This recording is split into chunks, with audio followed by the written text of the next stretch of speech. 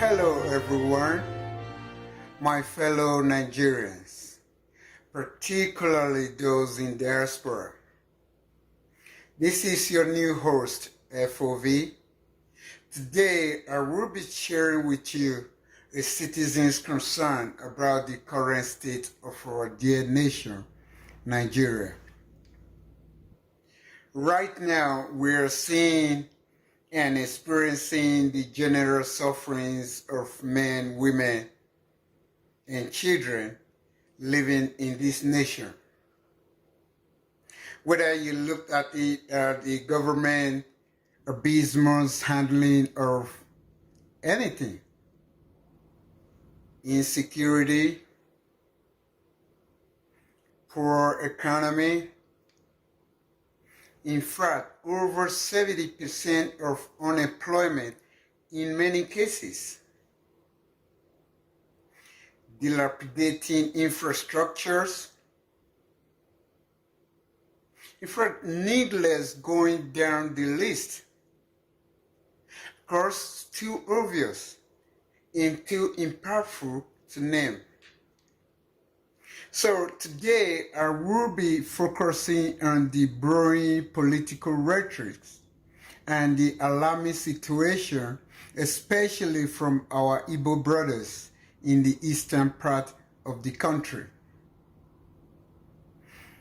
Today I thought I had reminded us the mistakes of the past and a need for de-escalation on the part of our youth, especially those in diaspora, before this can metastasize into another 1967-70 butchery of innocent men, women, and children. The incoming 2023 presidential election, brewing this tribal agitation, should be called out and be called to order before we plunge ourselves into another tribal destruction of innocent lives and properties.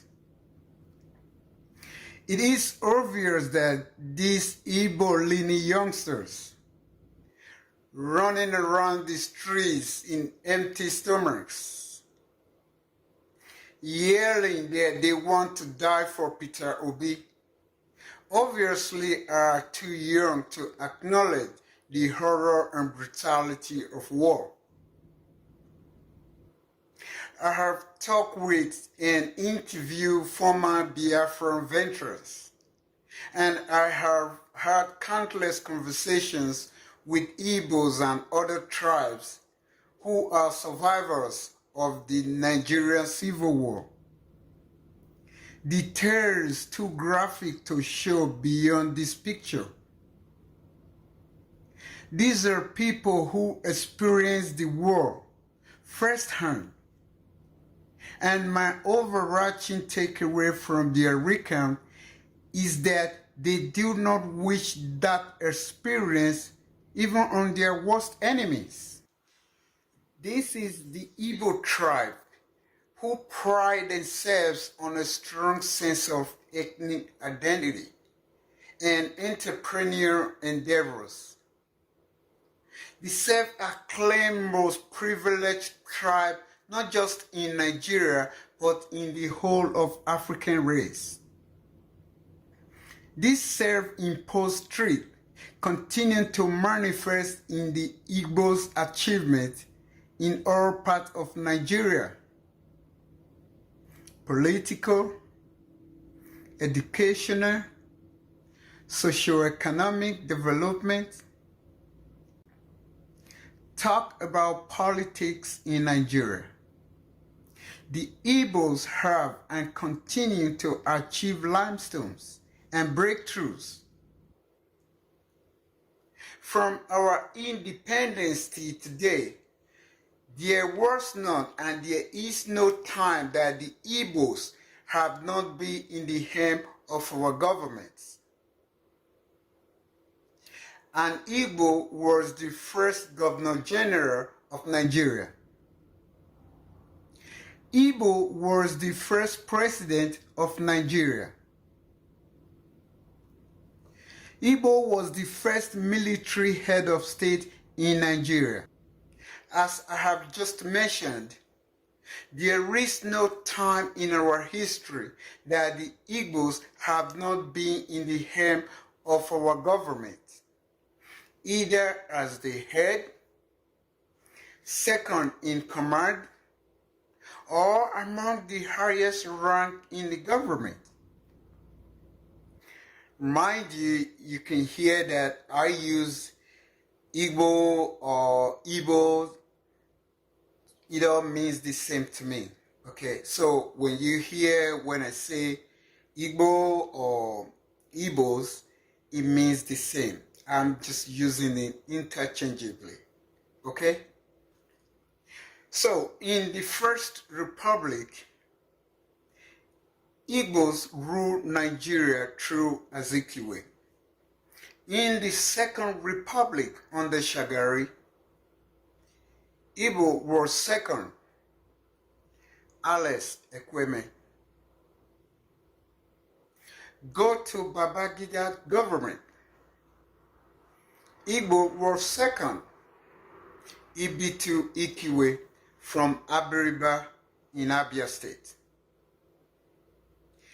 In this current republic, say from 1999 to today, Igbos have gained more national political leverage, from presidential candidates to elected head of our bicameral National Assembly, cabinet ministers, head of central bank, head of Oil NNPC, all Igbos. If you looked at our social development, entertainment, for example, that being in music or film industries, are dominantly Igbos. Look at our economy. The driving force are Igbos. If you look at the richest people in Nigeria today, more than 50% are Igbos. In fact, the first 8 richest billionaires in Nigeria, 4 are Igbos. In the light of Otto Eze, Cletus Ibito, Oji Uzokalu, Ojako, the list goes down. Go anywhere in Nigeria today. Go to the north, the south, the west. You see an Igbo footprint in every aspect of the economic activities in that particular area. But some people comes to the public forums and say otherwise. For example, Dele Farotimi, who speaks like a street radical political activist, rather than a legal-minded person, because his legal rationale are too rudimentary, even for constitutional undergraduate students to understand. Farotimi said that the Igbos are practically slaves in Nigeria, that they are no citizens. But Mr. Farotimi cannot tell us how. He just said the Igbos are marginalized. Let's take a listen. Nnamdi Kanu, we've already said that Nigerians are not citizens. And he was very correct, and he speaks for the Igbo street. The streets of Ala Igbo resonates with his voice because he speaks for the dispossessed and the disinherited.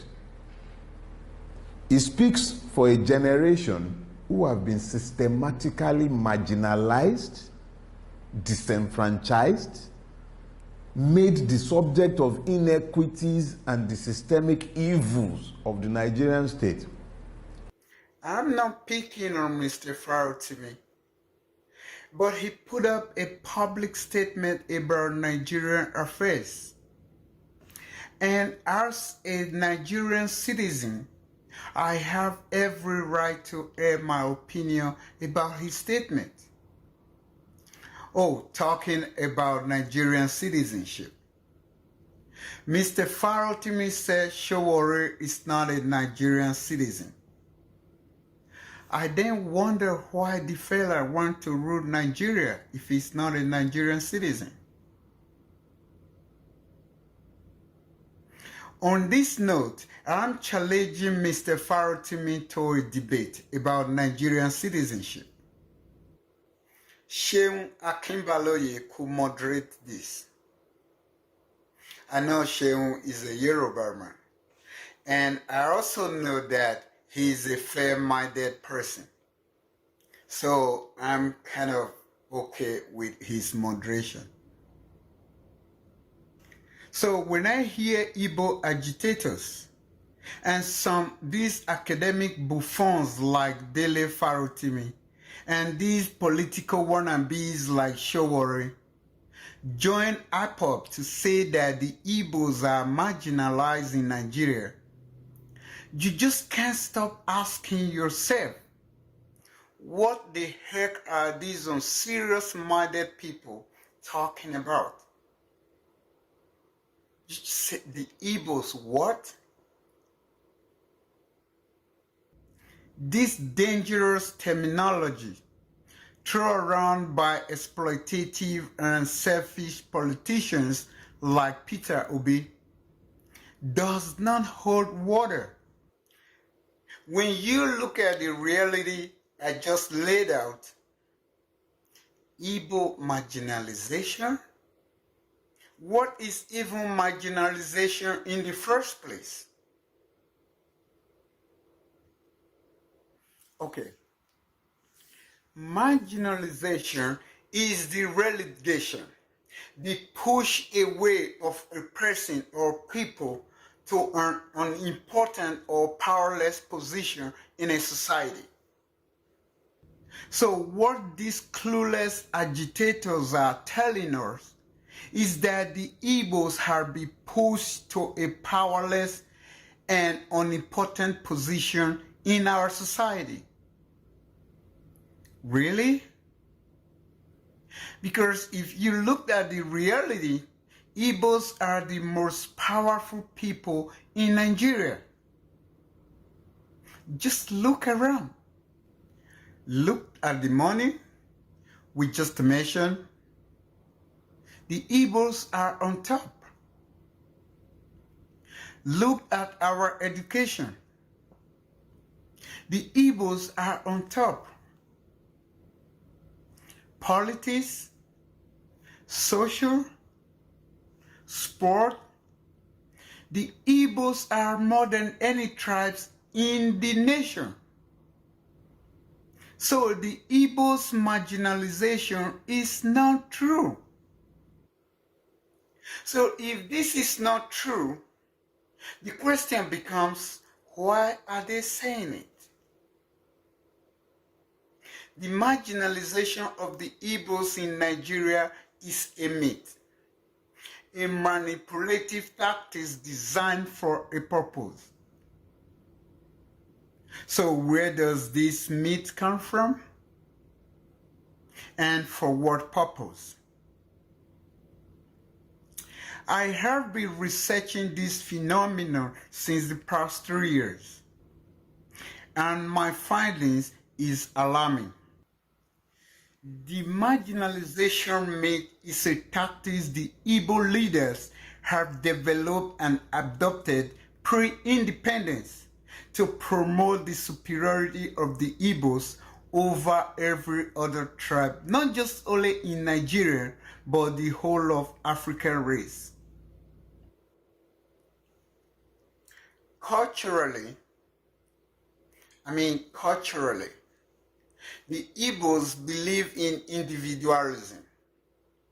Unlike other Nigerian tribes that were and still susceptible to collectivism through the adherence to the central government.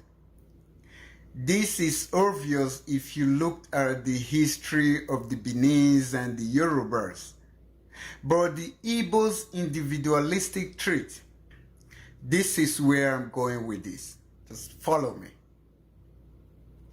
The self-identity that characterizes the Igbos make them believe that they are created by God uniquely above any other tribe in Africa.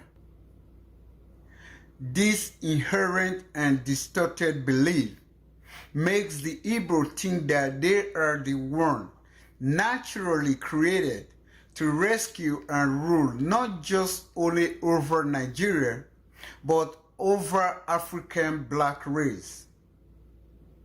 This self-imposition was echoed by Nnamdi Azikiwe in his 1949 address to the Igbo leaders in Aba. This was way before our independence. Let's have a read of some part of the message. The Igbo people have reached a crossroad, and it is for us to decide which is the right course to follow. We are confronted with rules leading to devised goals.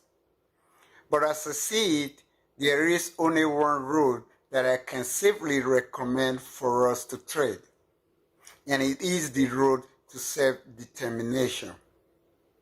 Other roads, in my opinion, are calculated to lead us astray from the path of national self-realization. It will appear that God has specially created the Igbo people to suffer persecution and be victimized because of their resolute will to live. Since suffering is the labor of our tribe, we can afford to be sacrificed for the ultimate redemption of the children of Africa.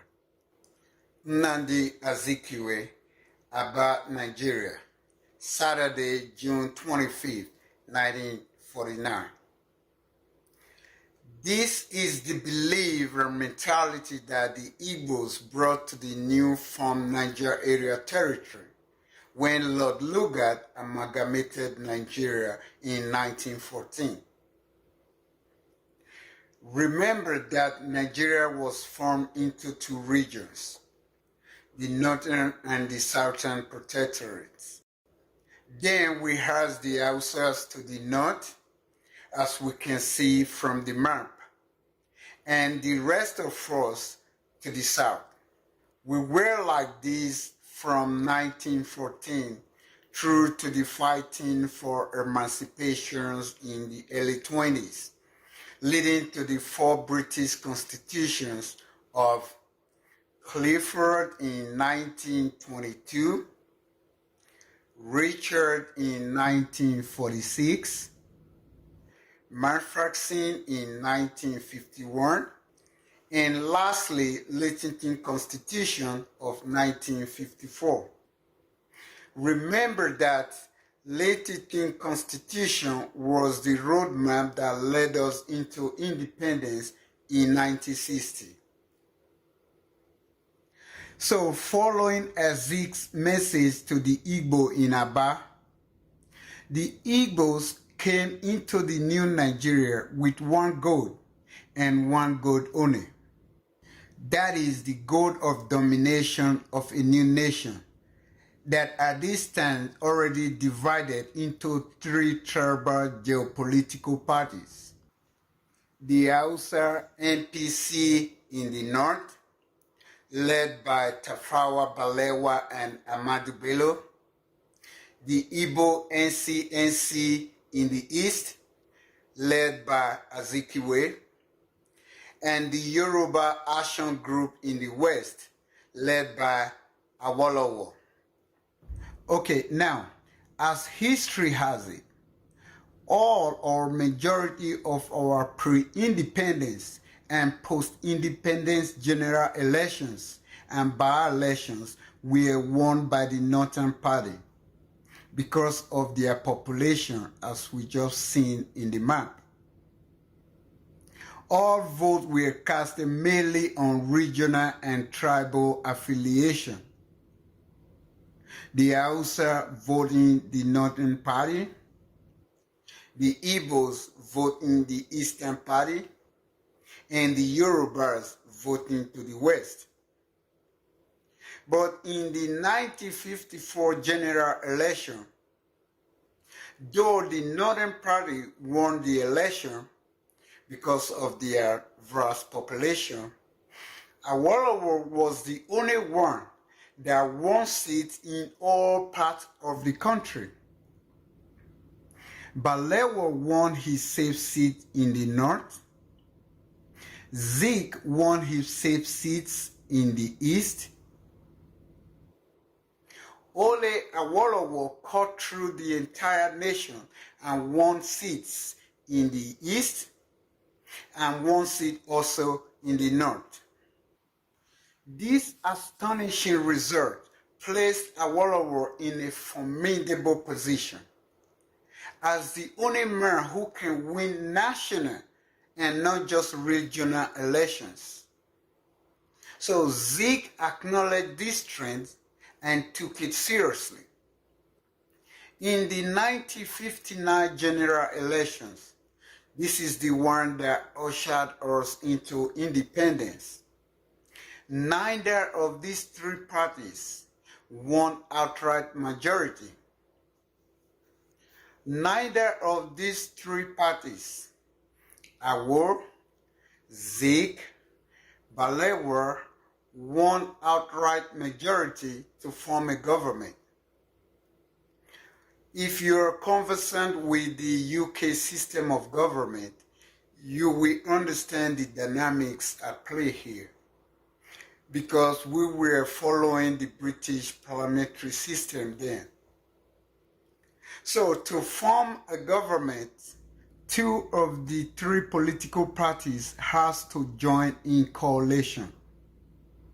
In coalition, not merger, but a kind of a partnership to put their vote together to reach the required numbers to form a government. Then share the positions among the collaborating parties. Got it? Okay. So crunching his numbers, Awolowo realized that if the Igbos and the Yorubas put their vote together, they can form a government and take power from the north to the south. So Awo went to Zik and proposed a coalition, and that Zik would be the prime minister. This would mean that Igbo would take power, Yorubas would be second, and the Hausas will now be the minority in opposition. Zik, with the actual reason best known to him, refused and rejected Awo's offer. Many conspiracy theories, including one from myself, claim that Zik was very skeptical of Awo. Remember their rivalry from the start of the nationalist movement and their newspapers and all that? And again, Awo was a smart, rich cocoa farmer. So Zik knew Awo's capability more than any other political actor at that time. Zik, I will argue, actually saw Awo as the only real threat to the Igbo domination agenda, and a political marriage to Awo would further exacerbate the problem. Zik, in his superiority complex wisdom, knew he cannot manipulate Awo, even as a prime minister. But he thought he could maneuver the Hausas. After all, Tafawa Balewa was this quiet and easygoing person. So Zeke rejected Awo's offer, packed all his Igbo votes, and went to the north. Shockingly to Zeke, Ahmadu Bello convinced Balewa, and together they outmaneuvered Zeke, collected all his Igbo votes, and formed a government, only to give him a ceremonial head, while they share all the other important positions among the northern elites. At the end of the day, Hausa got back their power, the Yorubas got the opposition, and the Igbos got nothing. Seeing the catastrophic miscalculation of Zeke, Awo, now alone in the south, began to feel the pressure, especially from his self-centered and disloyal deputy, Samuel Akintola. As all fashionists and betrayers does, Akintola took his desperados and seek political refuge in the north. Now, fast forward. Coming into the 1964 election, Zeke realized that Igbo domination agenda is slipping away. So he went back to Awo and formed this time a major. Immediately after the merger, Zeke took hold of the party leadership in all regions, even when the Igbo leaders advised him to let a Yoruba person lead the major party in the West. Zeke again refused this advice. Awo was now alone on his own. Remember, Akintola has taken some Yoruba factions to the north. Now Zeke refusing to share power in the new merger. So the Yorubas was at the brink of political extinction. I will now have two eminent issues to sort out. One, to stop Akintola packing Yorubas to the north, and two, stopping Zeke in eliminating the Yorubas from the political scene. But it was a task that led to chaos in the western region. The 1965 general election came. Now, without boring you with many names, places, and events, Zeke saw his tactics and manipulation had not changed the status quo. The result was still going to be the same, because his current political structure cannot win him a national election. So what did Zeke did? He embarked on a desperate and ill-thought late tactics to stop the election, encouraging everyone to boycott the election. This decision, again a disastrous one, sowed confusion in the major party. The confusion and the hardcore implementation of Zeke's reckless election boycott deprived voters in the South going to the poll. And as a result, the North had a massive victory again. Awo, now trying to swim out of Zeke and Akintola's mess, soon ran out of his luck and eventually was jailed by Balewa under the watchful eyes of Ahmadu Bello. When Zeke realized that all is over for him and his Igbo domination agenda is dead, he called up a bit of dramatization here.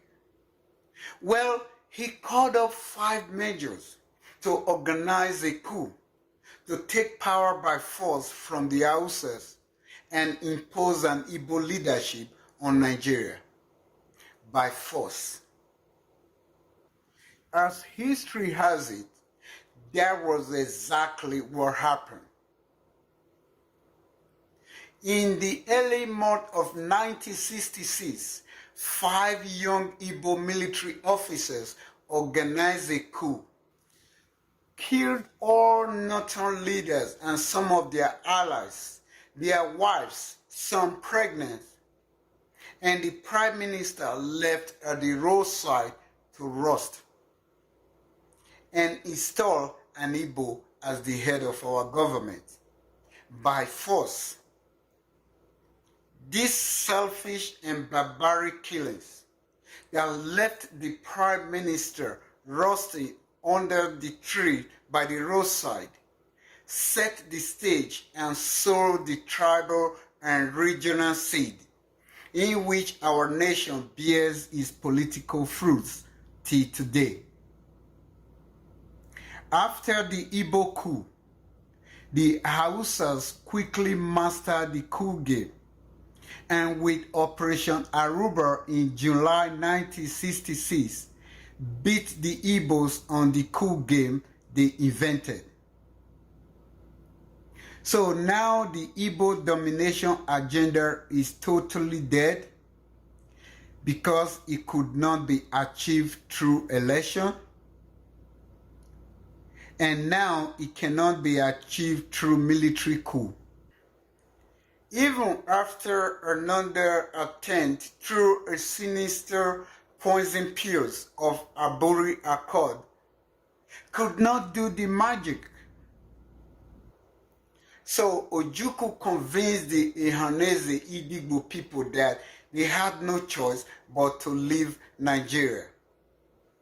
Zealot Ojukwu promised the Igbo people that he would be the first and the last man to die for Biafra. And all the Igbo people believed him and allowed millions of innocent Igbo men and women, including children, to be slaughtered. Ojukwu promised he would die for Biafra. But when death came, he packed the remaining money in Igbo treasury and ran away, leaving innocent, vulnerable souls to be massacred. Today, history is getting ready to repeat itself. Peter Obi cannot sell his Egyptian trip to win election. He cannot even say one damn thing about all his dumb ideas he created as a governor. He cannot win election with his political prostituting. But he feels he is entitled from his inherent domination ideology to be president of Nigeria and must do so by force, inciting these angry children in the street who think that governance is the same thing as a Facebook page. Peter Obi is fermenting these vulnerable children into violence, while his own children are most probably in $100,000 a year school program abroad. If you, Peter Obi, and people like you incite innocent and vulnerable children to riot and start a war, unlike your predecessors, you cannot run away. You cannot. You cannot ferment a problem, a war, and run away. Never. It's not going to be like before. When you insert the Igbo people into war, you stay. You and your family will have to be in the forefront. Then the rest of us, me and my family, we will follow you behind. If you don't want to be in the forefront in this war, if you don't want to be in the forefront in the war you're fermenting, you better stop this your selfish and dangerous incitement. And this your marginalization tactics should stop immediately. contrary to the belief of these agitators. I'm telling you right now, the Igbos, like any other tribe in Nigeria, do not have the mandate to rule the nation. If Mr. Obi wants to rule Nigeria, contest election.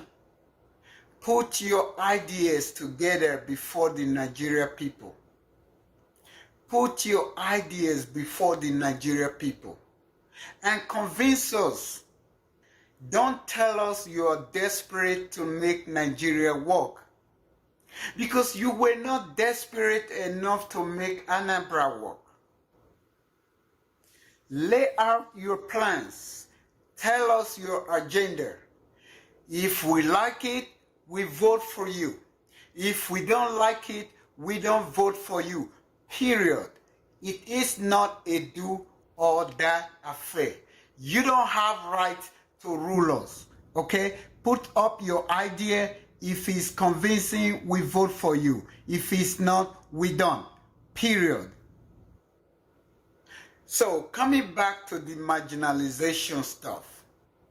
The marginalization of the Igbos is a myth from the Igbo domination agenda. Since independence, the Igbos have been fighting for the domination of Nigeria. The rest of Nigerians are tired of this superiority madness. We, the rest of Nigeria, don't want Igbo domination. We want you to coexist with us. If you don't want to coexist and you want to live again, this time we are happy to say goodbye. Many people believe that if you had gone with Biafra, not with the Midwestern state anyway, Nigeria would have been a peaceful and prosperous nation by now. So if you want to leave, fine, leave. In fact, the rest of us are begging you to leave, and you would be astonished how perfect Nigeria will be when you're gone. Now we want the federal government to release Nnamdi Kanu. Yeah, maybe after election. No, seriously. We would like Nnamdi Kanu to be released right now if he can fulfill two conditions. If Nnamdi Kanu agrees on these two conditions, the rest of us will join the call for his immediate release. The first condition is he promised he will pack the Igbo people and leave Nigeria in peace. No war, no killings. Just go in peace. The second condition, and the most important, is that he'll pack all the Igbo people and leave Nigeria just only with the Igbos, not with the former Midwestern states, then Benin, now Edo and Delta, and not with the rest of the South, because we are not Igbos.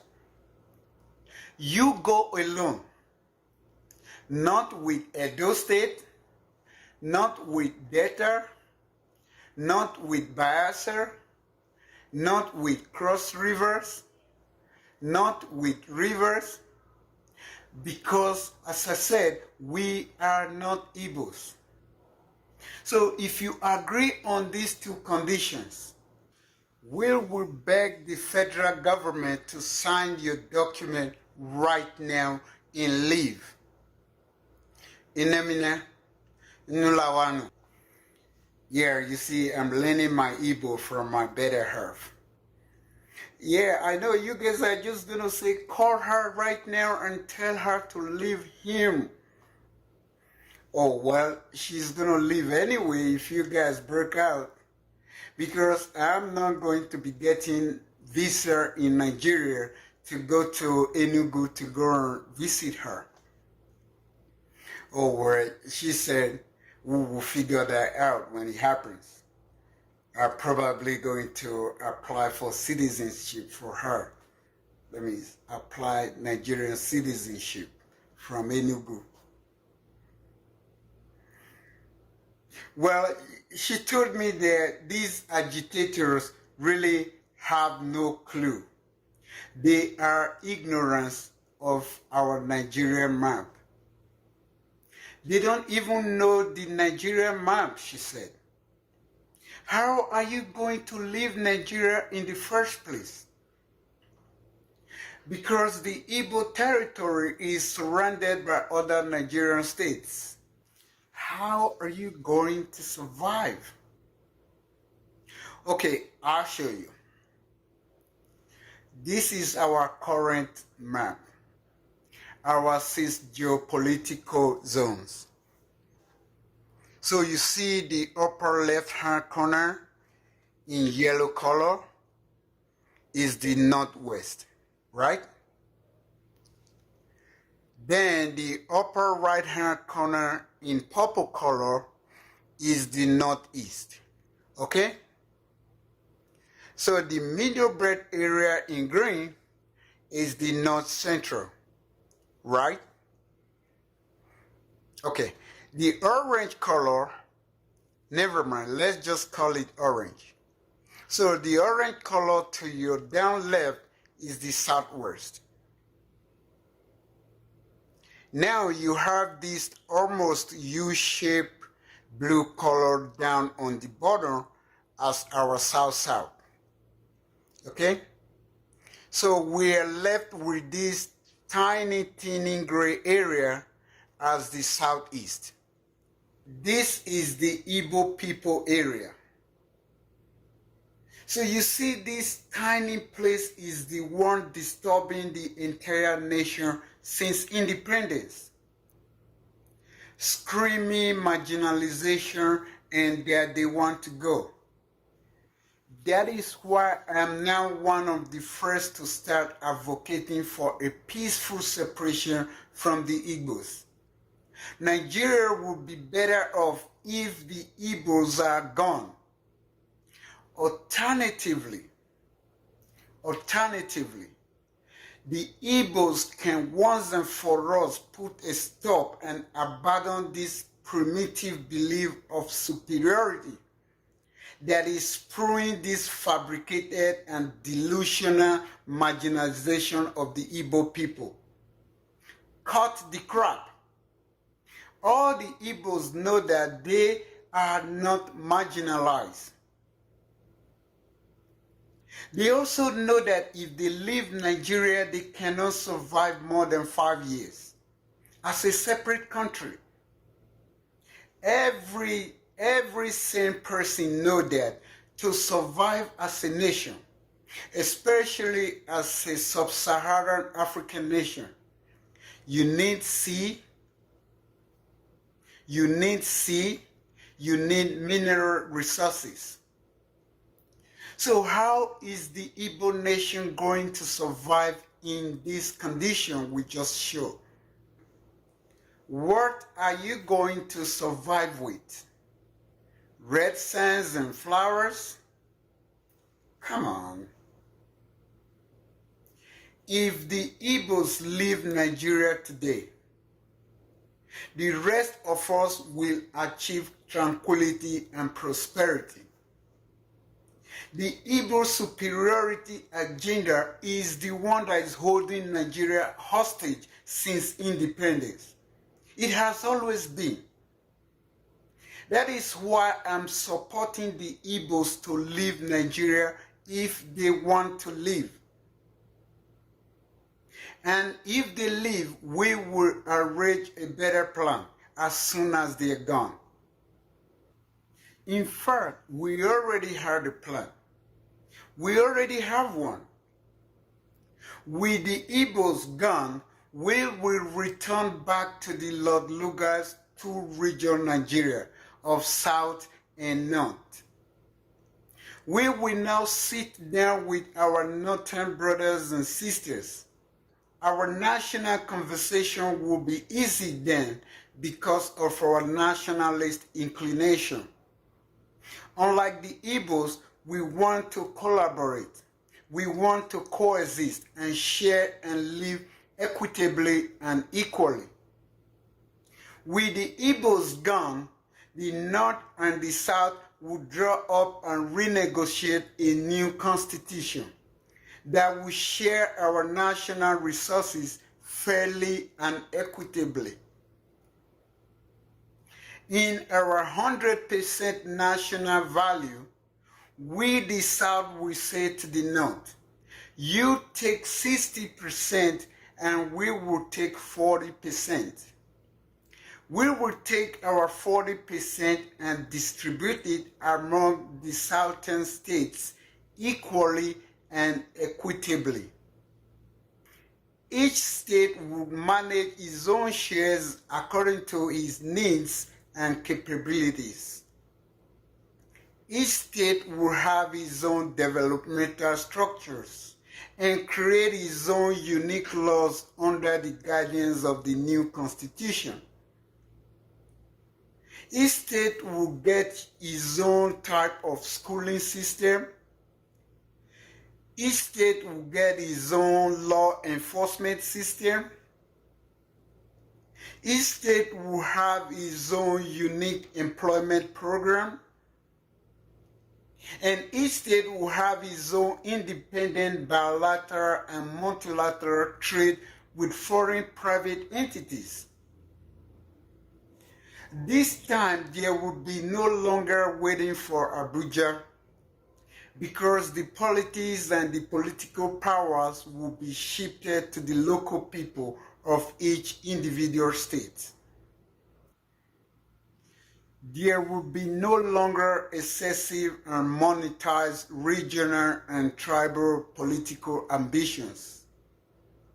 Zoning will become irrelevant because the federal government will be shrinking and powers and resources will be diverted to the peripheries. This time, nobody will care whether it's a Muslim ticket or a South ticket, because this time, religion and region will play no significant role in the election of a national candidate. This new system will incentivize and prioritize competence over anything else. Just give us 10 years with this arrangement. We will be like Japan. So my Igbo brothers and sisters, make una go. Safe journey. Now I can call you my brothers and my sisters because you are. We are all one Nigeria. But if you leave, remember that Nigeria is going to be turned into an industrialized nation in less than 10 years. So if you're coming from, say, Enugu to Lagos, you know you have to go to embassy then and get a visa. Imagine the consulate officer will say, hey, Mr. Okafor, many Igbos have got 2 weeks visa to travel to Nigeria. Sadly, when they get there, they disappeared. They ran away. And now we're trying our best to locate them so we can deport them from Nigeria. So right now, I'm afraid we cannot issue you a visa to go to Nigeria. So my brothers and my sisters, if you don't want to get a visa from Enugu to Lagos, or from Umahia to Benin City, tell Peter Obi that he and his cohort should go away. Thank you so much for watching. I'm your host, FOV. I'll see you around in my next podcast. Thanks and God bless.